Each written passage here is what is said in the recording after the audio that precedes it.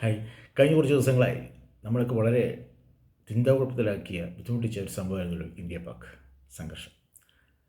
നമ്മൾ ഇന്ത്യയുടെ കരുത്ത് തെളിയിച്ച ദിവസങ്ങളായിരുന്നു അത്. ലോകരാഷ്ട്രങ്ങൾ മുഴുവൻ ഞെട്ടിച്ച സംഭവവികാസങ്ങളുണ്ടായി.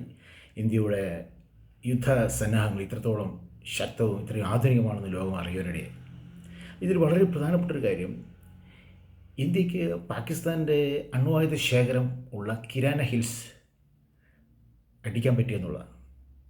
അത് പറയുന്നത് നമുക്കറിയാം, വളരെ ശക്തമായി കോൺക്രീറ്റിന് ഉറപ്പിച്ച തുരങ്കമുണ്ടാക്കി അതിൽ ഉറപ്പിച്ചിരിക്കുന്ന ആണല്ലോ അണ്വായുധ ശേഖരം. അപ്പോൾ ഇതിൻ്റെ ഗേറ്റ്, ഇതിന് കവാടം തന്നെ എന്ത് ചെയ്യും, ഇന്ത്യയിൽ നിന്ന് ബ്രഹ്മോസ് മിസൈൽ പോയി തകർത്തിരിക്കുകയാണ്. അതുകൊണ്ട് തന്നെ അവനെന്ത് ചെയ്യാം, അവൻ്റെ ആയുധങ്ങൾ എടുക്കാൻ കഴിയാത്ത രീതിയിലാക്കി. അപ്പോൾ ഇത് വളരെ ഞെട്ടിച്ചൊരു സംഭവമാണ്. ലോകരാഷ്ട്രങ്ങൾ മൊത്തം, അമേരിക്ക അടക്കം വരുന്ന ചൈന, റഷ്യ എല്ലാവരും ഞെട്ടിച്ചൊരു സംഭവമാണ്. അപ്പോൾ ഇന്ത്യയുടെ ഇത്രയും കൃത്യമായ ഫൈറ്റർ സിസ്റ്റംസ്, സംവിധാനങ്ങൾ കണ്ട് ലോകരാഷ്ട്രം ഞെട്ടി.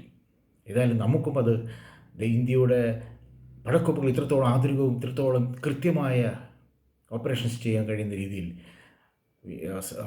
പരിശീലനം ലഭിച്ച ആർമിയൊക്കെ നമുക്ക് വളരെ സന്തോഷം നൽകുന്ന ഒരു കാര്യമാണ്. എന്തായാലും വളരെ മനോഹരമായി ഇന്ത്യ പകുവിട്ടുകയും അപ്പോൾ തന്നെ ലോകരാഷ്ട്രങ്ങളെ ഞെട്ടിക്കുകയും ചെയ്തു, പ്രത്യേക പാകിസ്ഥാനെ ഞെട്ടിക്കാനിടയായി.